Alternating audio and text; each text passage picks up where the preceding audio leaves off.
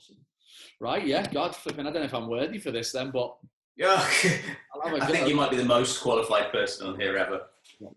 I've got a good little fact, actually. Do you want a good Liverpool fact? Sure. My dad played for Liverpool. No way. Yeah. That's amazing. When? Who with? 70s? No, late 60s. He was the It's reserve. like Shanks. Yeah, so reserves with Paisley. And then he played a couple of first team games and broke his ankle. Oh my God. In St. John and that. Yeah, I've got some, to be fair, I'll send you a couple of photographs later. I've got a couple of Boys of the Shankly. There's a brilliant photograph. Me and my brother have got one each. Boys of the Shankly breed. Wow. Yeah, so, I know, you know what? Sometimes until I worked in footy again, I didn't even tell anyone that for like 20 years. And then all of a sudden, like working in footy, oh yeah, you're red. Yeah. Your dad played for Liverpool. What? Yeah, only a couple of games, but he still played for Liverpool. That is so awesome. Right, yeah. So, but yeah, that's my. So obviously, yeah, that's me. We're obviously the Red family through and through. Try and get to a few games. Never had a season ticket, unfortunately, anything like that. But seeing now that I'm working in football more, definitely watching more football. So been lucky to get to quite a few games each season, and then we decided to go to Madrid with my youngest son loves football, so me and him went to Madrid, managed to get a ticket, had the best dad and lad trip ever. So we love it. We love the team. Obviously proud that we're where we live in that. So, and yeah, it's cool. It's very cool. So, is you two quick tangents for that?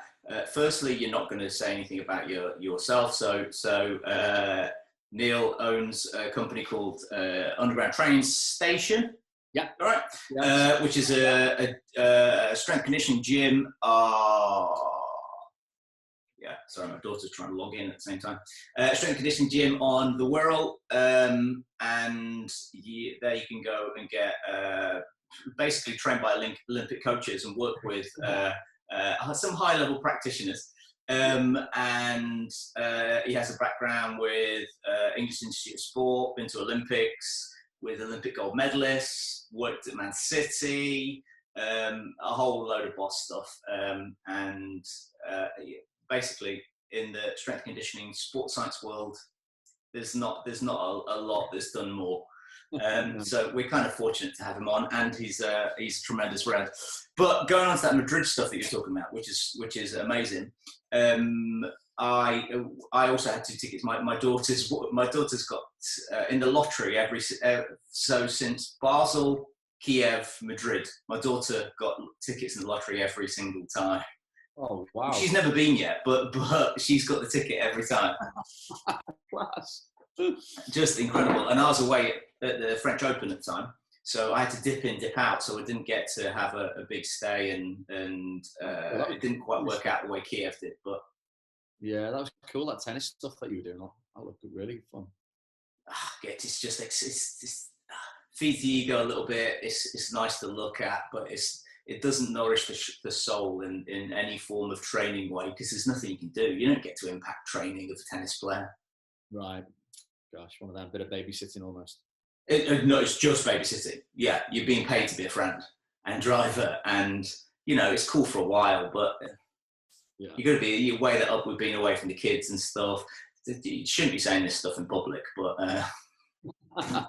but you want to have impact. You want to, that's what it's all about. You're not just we're not money takers, are we? We're in the industry we love making impacts. We love, there's nothing better than writing programs and just thinking that maybe that little bit of stuff I did has had an impact on the field. I mean, there's obviously, you got to be careful, taking credit for things. I think you have got to be very careful for that, because there's so many things involved. But I think, if you've been doing it long enough, you sort of know, if you change something and you implement something and you help with the mindset, obviously physically as well. I think, it's nice when there is a little bit of that and you've had that impact. That's where I still get my buzz. That's why I still go and watch my athletes and speak to them about their sports. I think that's part of the big thing about trust and building rapport. I think if you've got trust with someone, they buy into you, and then you can get the most out of them. So that's part of part of my thing, really. I didn't really think about it when I was probably coming through, but then speaking to people more and more, you realise that's something that builds that level of trust by watching people and understanding that they did this and they did that and talking to them about it over the years. For me, it's like great, because that really sort of builds that great rapport with people. Yeah, I think there's a lot to be said about that. Interestingly, part of lockdown allows us time, and at the same time, the biggest TV show in the world just came on with Last Dance, the Michael Jordan documentary, and ostensibly the first 3 episodes they tried to create some kind of narrative around other shock stuff, but the underpinning foundation of Michael Jordan is that he trained harder than everybody else. And he lived like a professional. So he had a significant advantage over everybody of his time that LeBron doesn't have, because everybody plays like that. Everybody trains like that now. But in the 90s, I worked in basketball in the 90s, and literally one of the lads that he played with at the Olympics, Rich Hamilton, and who had just come out of cocaine rehab when he came to us. And he was normal, and that was kind of normal. And these guys were big, muscular lads, but that was genetics. They weren't good at controlling their body or producing rapid force or repeating that, because they never trained properly. And Michael Jordan, he was gifted beyond anything, but he also trained more than anybody else. And so what you're saying about buy-in, if you can get that connection with somebody, and imagine if you worked at Southampton in 1992 and you managed to create a relationship with Matt Letizia. Sure. Yeah. Do you know what I mean? Yeah. That literally, just by you having a trustful relationship with him, he would train better. He would prepare better. And so it's not even, I'm not even sure how, I've thought about this with sports science a lot. I'm not sure about it's having the perfect program. It's getting enough of a good program into somebody's life as a habit. So it removes a barrier. Totally agree. Because we know there's so many different, like, if we took, yourself, another 5 or 6 real good S&C experienced S&C coaches and ask them to write a program, it's going to look different. It's going to look different to, hopefully the fundamentals will be there, but it's going to look different because, there's many different ways to skin a cat, and there's many different ways to develop someone athletically. Obviously, there is fundamentals in there, but it's going to look a bit different. But a lot of people will get good outcomes because they get that buy-in, and then some people will write what they consider the perfect program and don't have the buy-in and don't get anywhere. I've definitely seen that happen a lot. People have got high regard for themselves, think they are great, and just don't interact with players that well, and it doesn't work. So, yeah, it's an interesting one. That's the art of coaching that we love. Is I do love that. The art of coaching is fantastic, and I think it's coming to the fore more and more nowadays. I'm loving it. If we just align that with Liverpool's now, how much do you think, like, Liverpool have got a core of, historically for the last 10 years, like Henderson, but for the last 5 years, there's been a core of there was a psychologist out last week talking about the big core 4 in Liverpool of Henderson, Lallana, his best friend, Milner, and there's another English one. Been around a while. Who would that be? Oh no, it's just Robbo. It's Robbo, Scottish one, but British. It was so maybe there's a little bit of racism, white British dudes going on here. But either way, these are 4 important characters in the team that train, that live their lives like professionals, that dedicate themselves in the way that I don't know when you first started in football, but I was around when Wenger first came in. And suddenly Tony Adams stopped drinking and decided that the Arsenal team were going to start eating vegetables and pasta and put down their fish and chips and maybe going to the gym occasionally. And that Wenger started that culture within England. And then we had like Frenchie or whatever that was a Nick that were knocking around at the time. But these 4 characters, they set. In my eyes, anyway, what do you think? That they set the minimum acceptable standards of behaviour, which makes our job as S&Cs, as the fitness guy, exponentially easier. Yeah, for sure.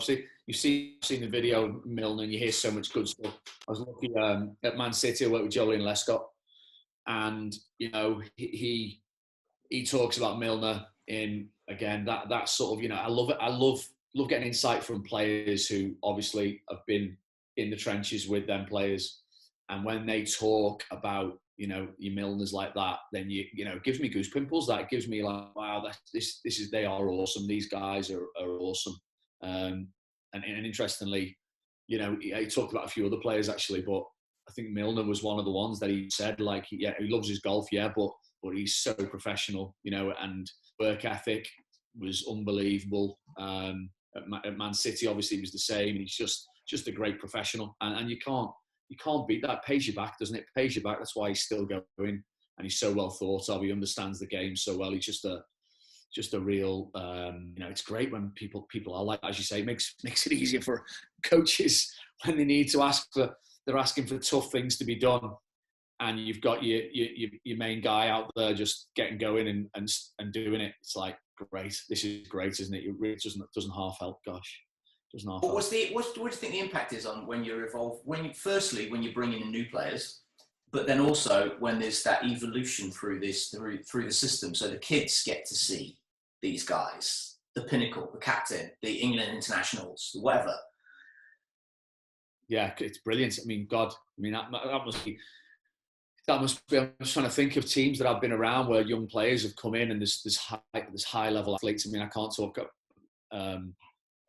about the highest level of football as such. But when I worked with England, you can do the highest level of rugby. Yeah. When working with England rugby and seeing who was young coming through, Anthony Watson, unbelievable. So that was 2000. What an athlete he's become. Yeah, well, I remember him coming his first training session, and them training sessions. I mean, Eddie Jones transformed it, but what was going on back then, boys? What was going on back then was awesome. And his first training session, and I remember him getting a high ball.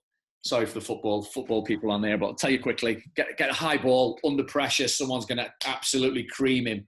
And he put the most unbelievable. He went down he was like 5 meters from his touchline, put a step on and went down the blind side, which you just don't do, because if someone reads that, you're getting smashed into touch. And this is in full contact training session, and he basically just unbelievable. But his confidence. But then he was around like your Owen Farrells. He was in the changing room. He's been around that, so it brings the best out in players. Being around that sort of, the Rob Shaws, the Farrells. There was some big characters in Haskell was there, and just some real, they have the groups, don't they? They have the senior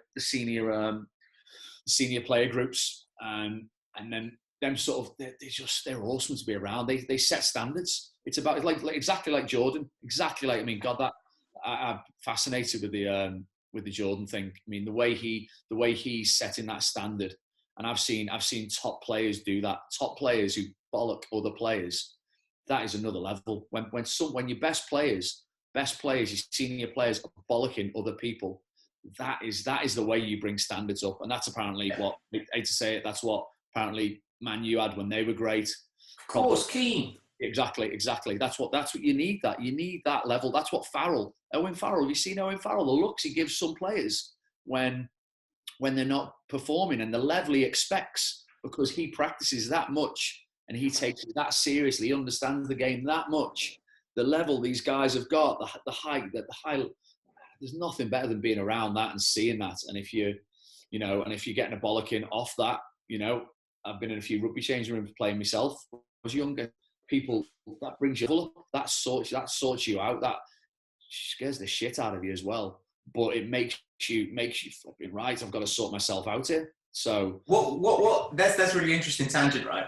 What do you see any change in Jordan Henderson, right? And I do, but what do you think? And secondly, is there a difference between you've been in these changing rooms with great players, but you've been in changing rooms with players that haven't quite proven their record. Yeah. Is there a difference between, say, a James Haskell who lives his life in this insane way of like dedicated to training and he has his own gym for God's sake, but also he's a winner, like him bollocking a kid, or even just a senior pro, and then maybe him doing that 5 years earlier before he's made it, so before he's got that history. Is there a difference in how that's interpreted? Yeah. So do you think it's different for Hendo to be shouting at say Van Dijk now as 2 years ago? Do you think there's any difference? Do you think there's a difference in how he treats Trent?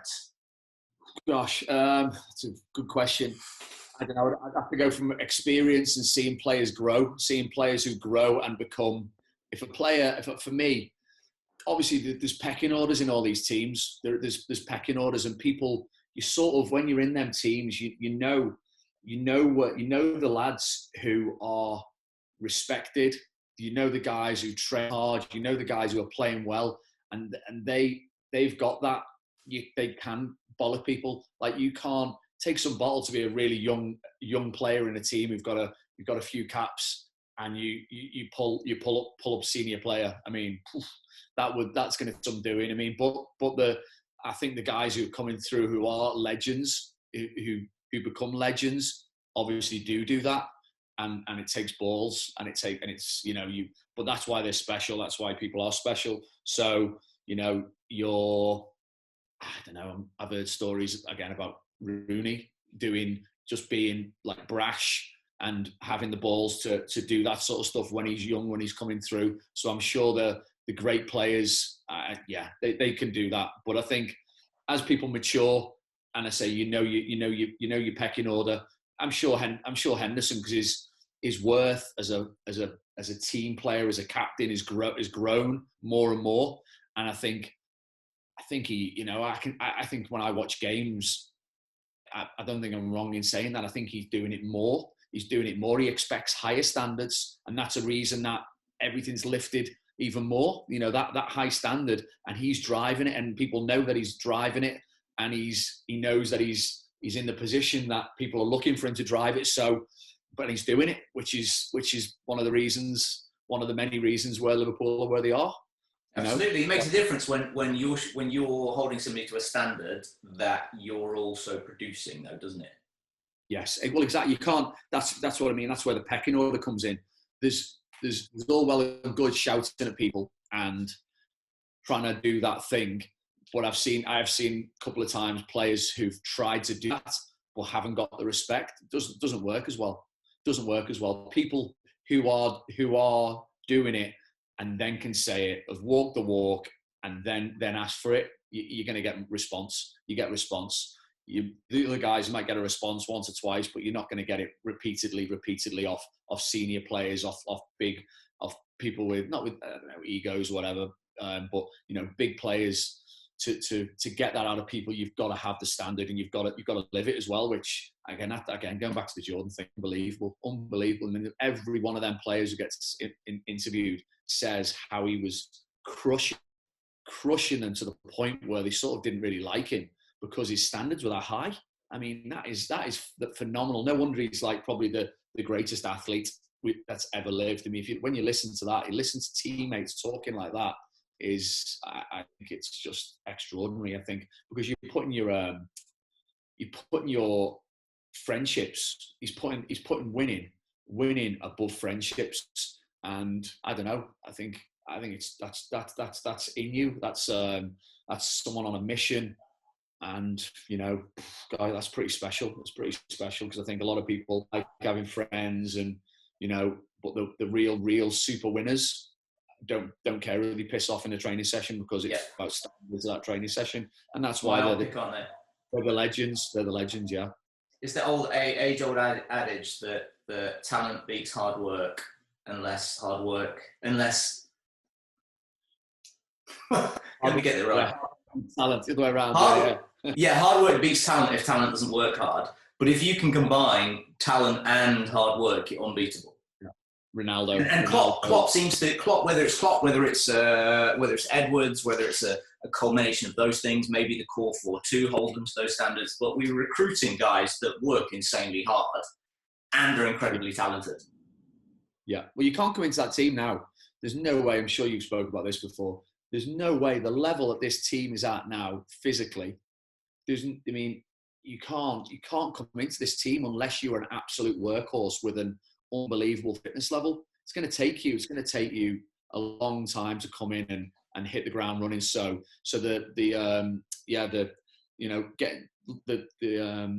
when they bring players in, that system, I'm sure that's taking that into account. They're looking at stats. That's the great thing now. All the stats are out there, aren't they? So there's no way you can be just a playmaker and come into Liverpool now, because everyone is pressing that hard that the levels of high intensity running, phenomenal. And that's one of the key things. There's only really them and Man City doing it, wasn't it? Let's face it. Yeah. Let's face it. Man City, Guardiola, I've got to say, I noticed that when I was working at City, could see that, like, literally, I do it, I think I've spoken to you about it, haven't I? Count to seconds. Used to say count to 5, they'll get the ball back. And do with Liverpool now. Count to 5, we lose the ball, start counting to 5. Generally, we won't get to 5 before we got it back because the pressure is that much. But to do that, you've got to have everyone has got to possess that level of fitness. No one. Massive capacity, massive ability to repeat that capacity twice a week. Yeah, and you can't carry people. You cannot carry people. No. You cannot carry, because if everyone does, because the players are that good. If one person doesn't, it's like a full court press to you from basketball background, but it is a full court press, isn't it? Full court press. They've got the system where you see the players, the shape of the press. Uniform moves together, and that's why I'm loving the I'm loving this era of football for me, and Liverpool, especially being the team I love, having like this, I don't want to say it, but rugby mentality of team. It really is. You know what I mean? It's like, up until now, I'd have never ever said that I've seen that mentality in a football team. Like that. I know that rugby's different. People smashing each other up, and you've got to literally fight for your mates on the pitch. It's like, it is, proper life and death stuff on a rugby field. So there's that. You build the camaraderie in a rugby team is ridiculous.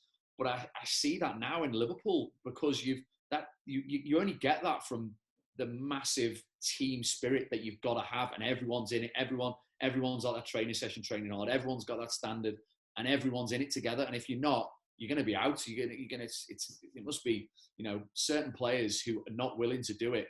It must be quite easy in a way to get rid, or to not pick them, because they stick out like a sore thumb. Of course, a couple of things with that. Firstly, what you said about capacities, that developing that and retaining that physical capacity, it requires sacrifice, immense sacrifice. It's incredible hard work to develop those physical capacities. So just within that, you're doing it in a team setting, so everybody else in the team sees how hard you're working, sees the sacrifice you're making. That innately creates some kind of bond amongst the team, doesn't it? Because they're sacrificing together. It's almost like doing an SAS camp. Yeah.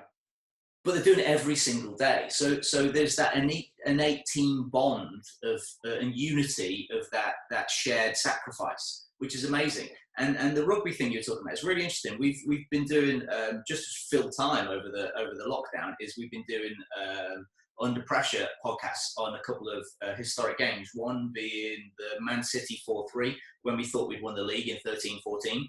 Yeah. So we looked at the tactical and the output of that game, and then also Dortmund, the big Lovren Dortmund game. Yeah. And it was fascinating because I know you don't see this, but we have this fairly unique pressing time dashboard for Under Pressure that the boss has made. So he goes through every single game and plots on the pitch every pressure that happens, and then who's around, what happens, the outcome of each thing. So you can kind of develop a map of intensity throughout the game, and then success and failure and pressing efficiency. Wow, and in those early games, we had quite a high intensity level, but the success was absolutely terrible. And if you watch the games, it's very, very obviously visible now, comparing the two eras, that we had Lallana and Firmino like chasing around like lunatics, and there was nobody next to them. So they would just get bypassed. They were doing a hell of a lot of high intensity running. And it meant nothing, because like Julian Weigl or David Silva, they would just go straight past them, and then now, like you're saying, there's a big hole in the formation, so they can get picked off. So we had no control of games then. We were trying really hard, but we were breaking from a tactical perspective because everybody didn't have this shared knowledge. But also physically, they weren't. The barrier to entry of that team physically was much lower, because Klopp had just taken over Brendan's team, and Brendan's team were doing about 100k a game, 102 max, and then he came in and he was demanding 120, and so we were going from 380 up to 650 meters of high speed run in the game, right? And so we were getting three months in, we were getting hamstring injuries all over the place. I remember. I was just going to mention that. Funny enough, 380 average per player. Yeah. Wow. Right. Gosh. That is low. That is low. Yeah, right. Good. Interesting. Well, yeah, I remember him coming in. I remember everyone getting hamstring injuries. Obviously, because we know that the biggest time for injuries is change of manager and pre-season. People getting pre-seasons wrong. So the change of manager thing is unbelievable, really. But obviously, that much pressure around managers nowadays. So it's hard, because they obviously want to bring in their systems, but they've got to be so careful, because that's when there's a massive spike. But yeah, I remember when Klopp came in and there was them hamstring injuries, and you're thinking, oh God, flipping heck. But obviously he had the plan. Stuck with it, and I always talk about layering. I mean, I've been speaking to my athletes. I work with some of them this morning, and yesterday I was speaking to one of the coaches, and I was just saying this got a young skier, and 21 now. I started with them 2.5 years ago, and it's a layering process, because they basically have a big off season. Skiers, big off season, so pretty much April they sort of chill out, but May to sort of July now, or May, June, July, a bit of August, they have this break, and then they're in the season where you can't really make gains, as you know. You can't really get that really. You can't. If they're skiing hard and they're competing regularly, it's very hard to make gains. So we're literally in a layering process. So we literally, it's exactly the same with footballers. They literally have this good chunk of time, layer some on, play your games, come back, layer a bit more on. So the people who are there and in it and layering, and you're doing it as a professional, so you're not having a dip in the layering system. You are, keeping your fitness through the season, recovering well, and then, so your layering is nice and continuous when it can be, and you're getting the right recovery, and you just get into such a level, and that's where they're at the moment. That's why, it's amazing to see that no one can live with them. No one can live with them, and you almost think, if we just, because we've got there's a nucleus who are young as well, but they've got this nice little senior group as well. Yeah. Super fit. And hopefully there's good stability. I think you need stability. If you've got stability and you have that time to do the layering as he's had, then you just get into a point where, I think, like the Bulls, look like, I hate to go back into the basketball, get to the point when the Bulls had their system, they have the same sort of players, and then all you're doing is you get better at playing together.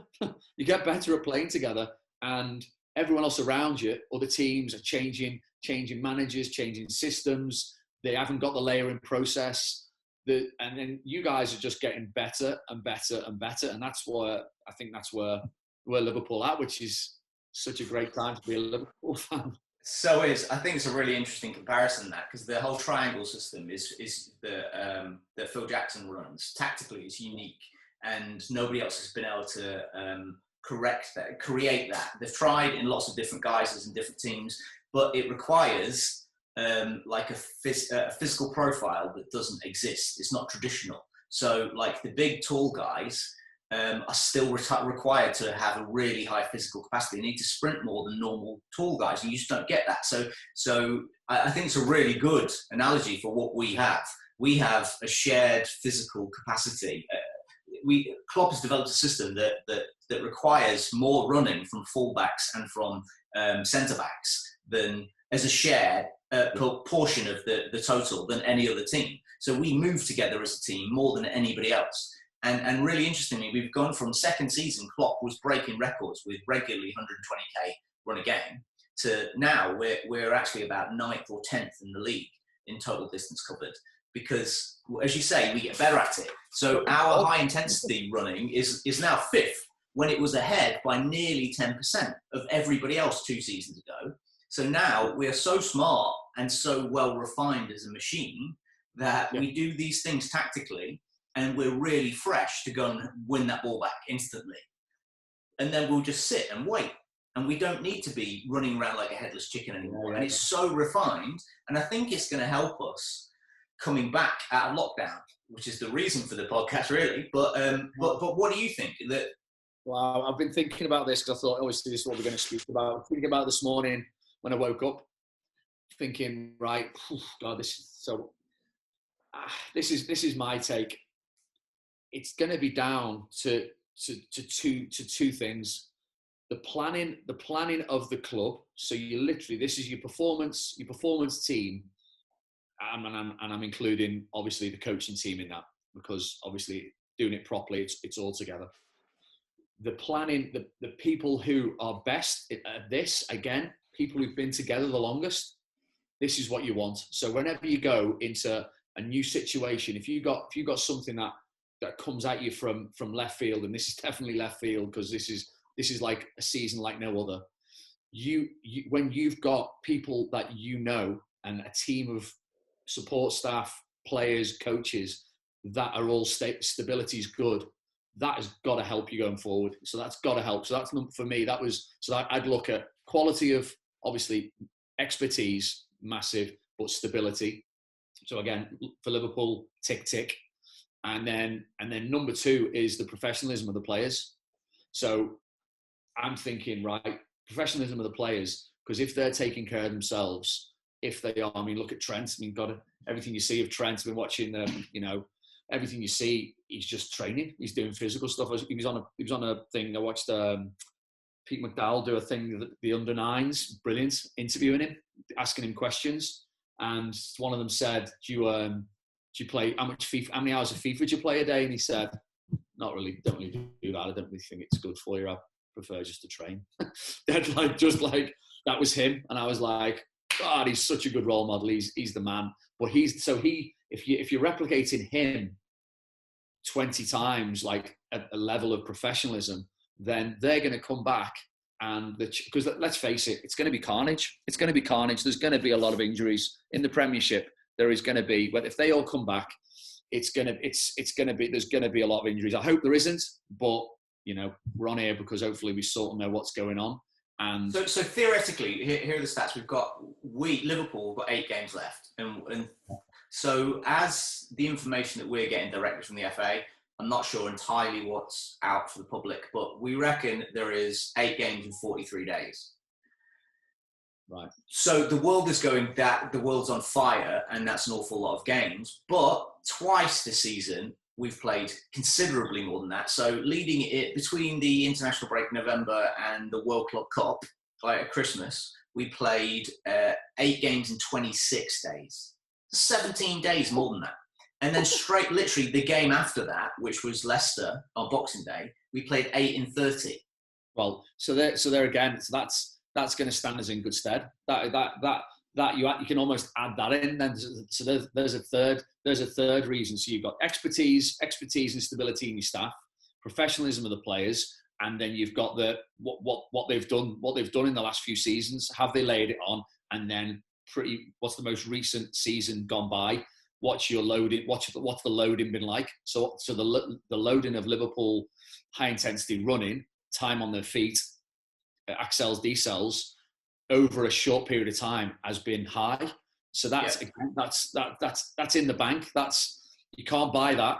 We've got that, and puts us in a really, really good position. So I'm thinking we're in a good place. We're in a good place compared to a lot of other clubs. I don't know the actual specifics of Liverpool. from friends in the various positions in clubs around the country. I'm not going to name names, but I know some clubs didn't get GPS to the players until 2 weeks ago. Some clubs had the watches and GPS from week one. Some clubs left players totally to it for 6 weeks. So there's all these there's mismatches going on. I don't know what Liverpool have done. I know one of the lads who's one of the rehab guys, Dave Ryden, is a great, really good S&C coach. I actually haven't spoken, so I haven't, because I wouldn't want to speak about something I fully know about as well. Sure. So, but I just think it's going to be so interesting in our world. I'm saying the sports science sort of world. I'm so interested to see how things go. We talked about an extra play. UEFA have talked about a 5 subs, sub, haven't they? Yeah, two extra subs, which is smart. I think which is smart. It is something totally different. So I think that's you're looking after the players are. You've got to look after them without being soft. We've got to. That's what makes this game at the moment so cool, because we've got so many great players, and that's the thing. So I think that's smart. It'll just be interesting to see how the first few games go. And I think once they get going, it should be fine. But it's just, for me, it's going to be that the intensity of starting again with 8 games to go, and there's big things on the line straight away. Usually you play your season. Usually you play your season, and you got the first few games. Yeah, they're important, but they're not like important. Relegation, Champions League places, all these things are super important off the back of a long time off. But our first game is away at Everton. Yeah, God, there's some intensity. And then theoretically we could win the league 2 games after that. So we've got away at Everton, home at Palace, then away at City, which theoretically will be the time we win the league. If we win all those games, that's the game we've won the league in. So that's quite a big. I've got tickets for that game. Oh, I don't think you're going, dude. No, you might be able to sneak in a tracksuit. Oh God. Scaring it. Rubbish. Right. So quickly, I know I've taken a lot of your time, right? No. What is there's managers going on about 4 weeks is not enough pre-season. Okay. So 2 things. What are your feelings on that, on the efficacy of that statement? 4 weeks is not enough pre-season. And how much fitness do you think has been lost? Right. Okay. Flipping questions they are. Right. I think the 4 week thing, I don't think that can count nowadays, because if you look at the last, 5-6 seasons, everyone goes on these tours. Everyone goes on these pre-season tours. And I've, again, being around Man City when they were doing it. I wasn't with the first team, but I was around it, and I saw the time. And they literally I think they came in for about 10 days, and then they went off last year to America. So and they're playing games. So I think 4 weeks of actual on the pitch before a game. I think that's actually, because there's no tours. I actually think that's a better. I bet you there's managers, they probably won't say it, but I reckon when they get towards the end of the 4 weeks, they'll be like, you know what, best pre-season we've had for years. That's my feeling too. Yeah, best pre-season we've had for years. So I think that's not an issue. That's not an issue. And they're not starting from nothing, which coming into pre-season, you'd have had 2 or 3 weeks completely nothing, and then started to ramp it up before pre-season. But they've not had any time off. Yeah. So I don't think that's the issue. I think the issue is going to be the planning, is the players who might not have done nothing, because you're gonna have a squad that possibly, again, hopefully not like Liverpool, because Liverpool, hopefully their level, their standard is right up here. So their average of professionalism is higher, and is taking care of themselves and doing their work that they've been getting set over the last 8 weeks is better than any other club. So their deviation from average is going to be much smaller than some of the clubs that I know personally. There will be some lads that have been training are insane, and then others that have been smoking weed.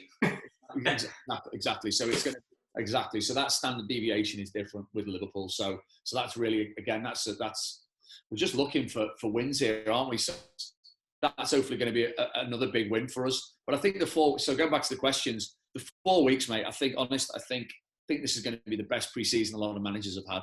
No touring, so that's number one. What was the second question? I'm getting old, I forget things like that. How much fitness do you think they've dropped? How much? So they've been 8 weeks since the game. 8 weeks since the game. I mean, again, it goes back to what they've been doing. 8 weeks, aerobically, you lose it quick. Strength gains. We know the decay of aerobic fitness is quicker than the strength. So again, but it just depends who's been the smart clubs. It's all down to that performance team and the players, because a smart club for me would have had your players doing the right things, would have had the loadings correct, would have had for me, 8 weeks now, it's getting to the point. I was trying to think what's a standard time from end of season. That's what it comes down to as well. What's the standard time that a player finishes playing in May, and then they usually come back on the 1st of July? So we've got like 5 weeks. They usually have 5.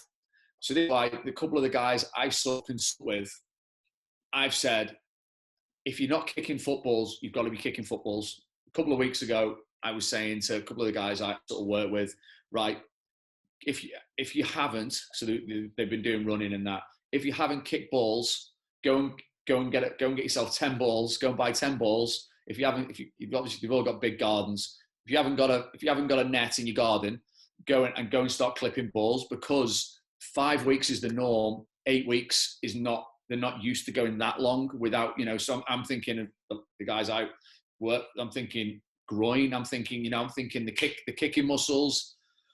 But again, hopefully clubs are thinking like this. You'd think they should be. You'd think they should be, but maybe some of them aren't. So I think that the loss of fitness, I don't. If they're doing the right thing, because again, no one went on holiday. Normally, you could have players doing 5 weeks going. I've seen it. Ibiza, Marbella, Dubai. Ibiza, Marbella, Dubai, with maybe a Maldives in between with the misses. The mixture of holidays that they usually that'll go on for 5 weeks, probably non-stop, some of them. But then you've got your great pros who probably do like 2 weeks just because they need it, 2 or 3 weeks, and then when they go to the third holiday, they start training. They start running on the treadmills and they start doing stuff in the gyms while they're on holiday. So again, this is where it comes back to your professionalism. So because I think for me, how much fitness should they have lost? The best professional teams should come back almost more prepared than ever, because no one's had any holidays unless you've lost it mentally, unless you were really struggling mentally and you've gone on the ale and just stopped training, and just down tools and thought party time. I haven't had my holidays. I'm getting on the lash. I'm gonna do nothing, But that's not happening to this Liverpool team. They're gonna win the title. There's no way, there's no way that. But I think it will have been happening. It will have been happening in a few places, I think it will have, but not this Liverpool team, mate. So I think I'm excited more than ever that we're gonna hit the ground running, and yeah, get the league won very quickly. Me too. We were in a great spot, given that Ali will be back. And he's the difference in my mind. He's the difference between everything this season. He's so special, and I think he's coming from the biggest Mo Salah supporter in the world. I think Alisson's our best player, and he is the key determinant of greatness in this team. And given how we just got kicked out of the Atletico game entirely basically we had a bad goalie. That's it. So this break has given our players, Ali apart, all of the players time to get over any of the little niggles. So they've got no latent fatigue knocking around in their system. They'll all have had time to recuperate and to make sure that their muscles are feeling fresh. And if anything, there might be a little power decrement, but Yeah. You can jump off a box at home. Yeah, no. I think the biggest thing really is mentality. Our guys, our team, Liverpool, the mentality, we're going to win the league. If you're in the middle of that league, if you're in the middle, the teams in the middle of the division who are safe, they're the guys whose lack of professionalism might have slipped off because they've got nothing really to play for as such, that maybe they're safe. Whereas again, this team of ours is focused. They're going to win the league. There's no way you're letting your fitness go. There's no way you want to be part of that team. I'd have been, if I was the performance in the performance team, I'd be saying, right, guys, we know deloading of trading, getting, backing off training too much, that's the chances of injuries goes up. We don't want anyone injured. Everyone stay in shape. You come back, we'll hit the ground running. We'll smash this. You do not want to be getting injured because you've been chilling out too long, and I think that will happen. I hate to never wish an injury on a player ever, but it will be interesting to see what the injury surveillance is like over all 8 games from all the different sides, because I think mentality. Yeah, sprinting and kicking are the two big things, and yeah. My kid in my garden has done enough of those things to bulletproof against those injuries. So there's no reason why an international footballer with a 1.5 mile long garden and Technogym equipment coming out of their ears can't do all of those things. Yeah, and a performance team that are clever and around them. Yeah, for sure. Let's hope. Well, I don't think there's no need to be hoping here. I think they're gonna be good. I think I'm confident. I'm confident they'll be good, mate. They'll be good, and we'll be lifting that trophy very, very soon. Which fun times ahead. Yeah, a couple of things. Firstly, who are you going to be watching the German footy this weekend? We got live footy. Love that. When you said that, it made me laugh. That when you said that, I will be now. Yeah. I've missed live sport. God, I mean, literally, sport is life for me, and I'm sure the same as you. Literally, yeah. Sport is life. I mean, it's literally saved me. Otherwise, I would be useless in this world without sport. It's kept me. So true. Got me to the ripe old age of 46, and I'm sort of doing all right in life, and it's only because of sport. So yeah, I can't wait to see some live sport. Yeah, that'd be good. That'd be good to watch. And secondly, where can anybody find you if they're interested in checking you and your awesome new TV channel out? Oh God, I mean, Family Fitness TV. Would you believe, God? Coaching elite athletes, and I've got kids jumping around the front room every morning. So yeah, I'm doing a bit of a unique thing that I've thought of for a while. Family Fitness TV was something that I thought, I've got 3 young kids 9, 11, 13. Child obesity is through the roof. Can we do something? Can we help out? So it's going to be a long-term project, but it's become like short-term, as in the last 8 weeks. We've been doing Monday to Friday, 9:00. We on YouTube do a live half an hour of fun movement with one of my children. So they're on a rotation. And yeah, so Monday to Friday, we do half an hour's worth of fun exercise every day until lockdown finishes. We will keep going. Let me endorse this product. It's fun, purposeful exercise. So there is a goal in mind, and there is constant improvement going on, and deliberate adaptations aimed for. But you managed to put a fun, childlike edge to each of those sessions, and you've periodized them over the week, and they're getting a little bit tougher, and so there are physical challenges for everybody. There's coordination challenges in there that you feel like this is kids running around, jumping around, but as an adult that goes to the gym regularly, you will find it tough. You'll find it a challenge in itself, I promise you. No, that's nice. Thanks, mate. Yeah, it is. It's sort of, yeah, we try and plan it out like everything. Got me whiteboards. Got me whiteboards and me plan the night before. I'm planning the sessions. So yeah, there are my whiteboards. If you see, look at that. I love it. There we go. Look, I've got my whiteboards all around us. That's what it's all about. Yeah. So that's it really. And then the gym on the Wirral. If you're on the Wirral or even want to come across and see Underground Training Station, we're in Hoylake. it'd be great. We've got a great, really good. We've got one of the directors does all the social media. And if you ever want a little bit of inspiration, motivation, education, jump on our social media, Facebook. He's awesome. The content we put out, we've got 10 great coaches. We've been around for 10 years, so hopefully we know what we're doing. We take care of people, we coach people properly. So yeah, so that's other than Family Fitness TV.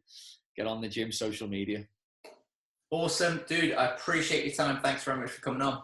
Really enjoyed it, Si. Really enjoyed that. Honest, it's been a pleasure. So thank you very much.